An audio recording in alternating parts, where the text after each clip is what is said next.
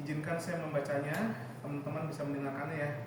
Pada suatu kali Yesus berdiri di pantai di Danau Genesaret, sedang orang banyak mengerumuni dia, dan ia hendak mendengarkan firman Allah. Ia melihat dua perahu di tepi pantai, nelayan telah turun dan sedang membasuh jalan. Ia naik ke dalam salah satu perahu itu, yaitu perahu milik Simon. Ia menyuruh dia supaya menolak perahunya sedikit jauh ke pantai. Lalu ia duduk dan mengajar orang banyak di atas perahu. Setelah selesai berbicara, ia berkata kepada Simon, "Bertolaklah ke tempat yang dalam dan tebarkanlah jalamu untuk menangkap ikan." Simon menjawab, "Guru, telah sepanjang malam kami bekerja keras dan kami tidak menangkap apa-apa. Tetapi engkau menyuruhnya dan aku menebarkan jala juga." Dan setelah mereka melakukannya, mereka menangkap sejumlah besar ikan, sehingga jala mereka menjadi koyak. Lalu mereka memberi isyarat kepada teman-temannya di perahu lain supaya datang untuk membantunya. Dan mereka datang, lalu bersama-sama mengisi kedua perahu tersebut dengan ikan hingga hampir tenggelam.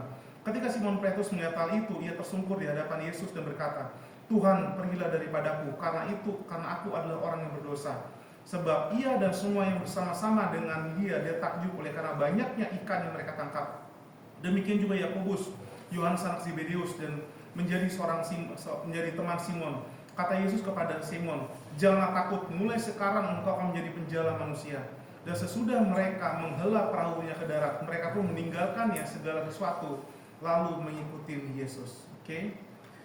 Jadi kita baca ya dalam peristiwa ini tentang bagaimana Tuhan Yesus hadir di suatu perahu Simon Petrus. Dan waktu itu adalah merupakan kejadian Simon Petrus sudah sehari semalam bersama teman-temannya, dia tidak mendapatkan ikan apapun. Oke? Tapi di situ di tepi Danau Galilea, di saat itu juga Tuhan Yesus sedang memberikan firman Tuhan kepada orang-orang di sekitarnya. Dan kemudian Tuhan Yesus masuk dan duduk di,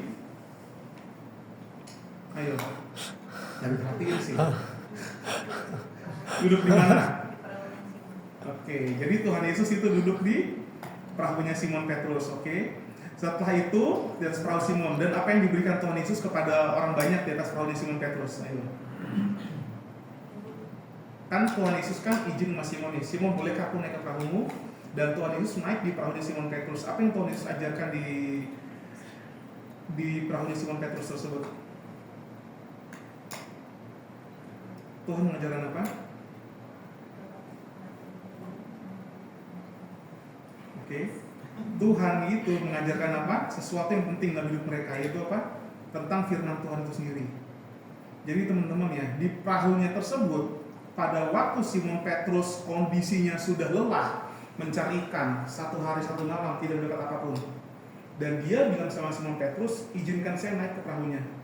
Nah, setelah Tuhan Yesus ada di perahu Simon Petrus, Tuhan Yesus mengajarkan apa? Kebenaran atau firman Tuhan. Ini adalah hal yang terpenting sampai entar endingnya. Ini ceritanya agak unik. Kenapa? Kalau orang mendapatkan berkat yang berlimpah, kalau orang ada usahanya maju atau hidupnya maju, dia biasa memikirkan nih, apa langkah saya berikutnya? Buka cabang, buka franchise, atau jual dari hasil keuntungan. Kalau teman-teman ibu baca di ayat yang akhir, apa yang dilakukan oleh muridnya Tuhan Yesus tersebut pada waktu dapat ikan? Ayo, kan mereka dapat ikan nih, panggil teman-teman yang terus ngapain? Ini cerita yang nggak lazim. Membantu, oke, dapat ikan, perahunya sambil miring tuh kan. Mas Panigun adalah bentuk goyang kapalku ya. Kapal udah goyang tuh, jalannya berkoyak dia. Dia manggil, "Ayo teman-teman, ikan udah banyak nih."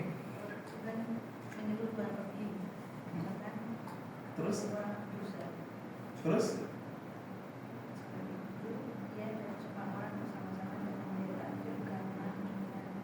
apa yang diambil sifat, apa yang diambil tindakan oleh mereka semua? Mereka meninggalkan. Harusnya di saat seorang nelayan dia sudah lelah kerja 1 hari yang tidak dapat ikan, dan dia tiba-tiba dia mendapatkan ikan, dia harusnya ngapain? Ngitung ikannya dulu dong, disortir nih ikan mana yang bisa dijual harganya tinggi, mana yang tidak, mana yang dilakukan. Itu harusnya seperti itu umumnya. Tetapi ini suatu cerita yang menarik ya. Di akhir cerita ini akan saya kasih tahu. Tetapi dia tidak menghitung semuanya itu, tapi mereka pergi. Nah, pertanyaan saya pada waktu baca ini agak bingung, kenapa seperti ini Tuhan? Tapi ternyata di poin yang pertama yang kita bahas di sini adalah Poin yang pertama yang saya bahas adalah Tuhan Yesus itu bukan Tuhan yang pernah berhutang. Agak menarik. Poin pertama adalah saya bahas Tuhan yang nggak berhutang. Maksudnya apa di sini? Tuhan itu tidak pernah berhutang kepada siapapun, dan juga berkatnya Tuhan itu tidak bisa kita bayangkan. Kenapa di sini saya bilang Tuhan tidak berhutang? Kenapa? Di ayatnya ada tulisannya. Kenapa Tuhan akhirnya balas budi? Dia balas terhadap perbuatan si Petrus. Kenapa dia tidak berhutang sama Petrus? Tahu dari mana kita? Ayo. Di ayat bacaan ini Lukas 5 ayat 1-11. Di ayat yang ketiga, ia naik ke dalam salah satu perahu itu, yaitu perahu siapa? Simon. Dan ia menyuruh supaya menolakkan perahunya sedikit jauh ke pantai. Lalu ia duduk dan mengajar banyak orang di atas perahu tersebut. Artinya, pada waktu Simon dia mempunyai perahu, dia mencari ikan dan kelelahannya, dan dia mengizinkan Tuhan Yesus duduk di perahunya untuk mengajar. Artinya itu Tuhan sedang menumpang atau sedang duduk di perahu Simon. Oleh karena itu poin pertama di sini adalah Tuhan nggak pernah berhutang. Kalau teman-teman dan ibu ingat ya tentang cerita tentang janda dari Sarfat, ingat? Seorang janda dari Sarfat dari 1 Raja-Raja 17. Kalau teman-teman perhatiin ya, dari awal sampai akhir, seorang janda suaminya meninggalkan hutang. Di tangannya hanya ada tepung dan hanya ada minyak. Dan dia bilang sama Elia, yang ada pada kami adalah satu ini dong nih, kalau kami makan hari ini, besok kami akan mati. Artinya apa? Makanan yang ada pada tangan dia itu cuma the last chance dalam hidupnya dia. Artinya kalau saya ini ngeberi kepada Tuhan, saya ngeberi kepada pekerjaan Tuhan saya besok akan mati. Apa yang dilakukan janda ini? Ngasih sama apa yang dia bikin dan dia ngasih. Artinya apa? Dia tidak pikirkan tentang hidupnya. Dia tidak pikirkan anaknya, karena dia tahu Tuhan sudah ngomong dalam hatinya. Pada waktu dia ngasih ke Elia, pada waktu dia ngasih ke Tuhan, dia ngasih sesuatu yang terbaik dalam hidupnya. Seperti cerita dari si Simon tersebut, dia ngasih sesuatu yang terbaik dalam hidupnya. Seorang nelayan yang paling berharga apa? Of course perahunya. Kenapa? Karena perahunya merupakan alat buat dia menghidupi seluruh keluarganya. Tanpa perahu nelayan nggak bisa. Ada namanya selokan, ada. Tapi kami bikin. Kalau jala di perahu dia banyak. Artinya dia ngasih sesuatu yang terbaik dalam hidupnya, Simon Petrus. Dan janda ini ngasih yang terbaik dalam hidupnya. Even kondisinya susah, even kondisinya berat, dia tahu pada waktu dia datang ke Tuhan, dia ngasih seluruh hidupnya. Dan Tuhan berbuat apa? Hutangnya yang banyak akhirnya lunas. Elia bilang, sediain buli-buli. Pada waktu buli-buli terakhir habis, minyaknya berhenti. Dan Tuhan berhenti nggak sama janda tersebut? Anaknya kemudian ngapain? Meninggal atau mati. Dan ibu-ibu tau nggak anaknya jadi apa setelah itu? Janda anak Sarfat jadi apa? Jadi seorang nabi. Siapa nabinya? Nabi Yunus.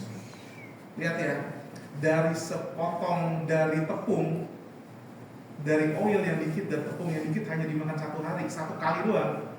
Tuhan lunasin hutangnya, Tuhan pulihin hidupnya, Tuhan sembuhkan hidupnya si janda tersebut, dan anak yang mati dan Tuhan bangkitin, dan at the end hidupnya, anaknya dia jadi apa? Nabi Yunus.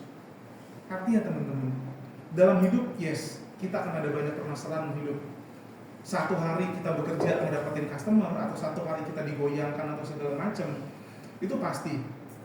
Atau seperti seorang janda, pada waktu suaminya meninggal, dia meninggalkan banyak utang, dan yang ada pada dia itu hanya cukup buat hari ini. Tetapi di saat kita bisa datang ke gereja, kita ngambil sakramen, kita datang melayani Tuhan dengan tubuh dan darah, dalam kesusahannya kita, dalam setiap masalahnya kita, Tuhan hanya tidak pernah berhutang dengan kita. Dia tahu seberapa keras perjuangan kita, dia tahu seberapa besar kerinduan kita, even kita ada masalah. Jadi di poin yang pertama, sebelum berkat itu terjadi, Tuhan tidak pernah berhutang. Tetapi prosesnya pertama adalah satu, dia membiarkan Tuhan masuk ke perahunya. Sama seperti si Zakheus. Oke? Zakheus dia membiarkan Tuhan nggak datang ke rumahnya. Datang. Setelah itu Zakheus bertobat dan menjadi apa? Uskup. Jadi seorang yang cinta dengan duit ya. Tetapi di saat dia membiarkan Tuhan masuk ke hidupnya, Zakheus turunlah, aku akan masuk ke rumahmu untuk bermalam. Di saat Petrus membiarkan Tuhan masuk ke dalam bagian penting dalam hidupnya untuk perahu, Kisah janda memberi terbaik dalam hidupnya, seperti Zakheus membiarkan Tuhan masuk ke rumah pribadinya lebih dalam lagi. Sebelumnya dia cinta sama duit, dia bilang, aku memberikan 2 kali lipat kepada orang miskin. Apa yang aku ambil, aku memberikan 2 kali lipat. Bahkan aku menyerahkan kepada orang miskin. Dan akhirnya hidupnya menjadi uskup. Artinya, poin yang pertama, Tuhan tidak pernah berhutang. So, tetap semangat datang ke gereja. Tetap semangat apa yang kita lakukan untuk terima mengambil tubuh dan darah Kristus. Oke, jadi poin yang pertama apa? Tuhan tidak pernah berhutang. Poin yang kedua, di sini pengajaran Tuhan Yesus Kristus pada waktu dia hadir di perahunya si Petrus, pengajaran yang dia dengar, even dia tidak memperhatikannya, tapi dia dengar oleh si Simon Petrus, pengajaran itu masuk ke dalam hatinya. Di sini mengatakan terlihat jelas bahwa perkataan Tuhan Yesus di atas perahu, Simon Petrus merasakan kuasa terhadap firman tersebut. Oleh karena itu firman Tuhan mengatakan ya, kalau teman-teman ingat cerita Yohanes yang bertubuh pendek ya, dia itu disuruh sama bapak biarannya untuk nyiramin pohon yang di ujung atau pohon yang kering, dan itu embernya tuh bocor. Dan bapak orang kudus ini si Yohanes yang bertubuh pendek, dia tetap tuh nimbain bawa air berkali-kali dengan kondisi embernya bocor, sampai ditanya itu pohon nggak tumbuh-tumbuh, tetapi setiap tetesan di ember tersebut itu membuat benih setiap jalan dilewati. Sama yang kedua ember yang kotor itu, even kita nggak mengerti, itu membersihkan ember tersebut. Firman Tuhan pun demikian. Di ayat yang ke-4 mengatakan ya, setelah selesai berbicara, kita lihat, setelah Tuhan Yesus beritahu firman Tuhan di atas perahu, artinya setelah dia selesai berbicara, dia berkata kepada Simon, Simon, bertolaklah ke tempat yang dalam dan tebarkanlah jalamu buat menangkap ikan. Simon menjawab, Guru, dia pakai otaknya nih sebagai nelayan. Guru, sudah sepanjang malam guru kami bekerja keras dan kami tidak menangkap apapun. Tetapi karena engkau menyuruhnya, aku akan menebarkan jalaku juga. Even pengetahuan kita pintar, even kita punya experience sampai terhadap sesuatu ya, di saat firman itu masuk dan kita patuh dengan firman Tuhan, itu merubah hidup kita. Ayat yang mana Kejadian. Setelah mereka melakukannya, mereka menangkap sejumlah ikan besar sehingga jala mereka menjadi koyak. Apa artinya? Tuhan Yesus naik ke perahunya Simon Petrus waktu itu siang atau malam? Waktu dia mendengar firman Tuhan malam atau siang? Ayo. Hah? Ada yang bilang siang, siapa siang? Siapa siang? Kenapa siang?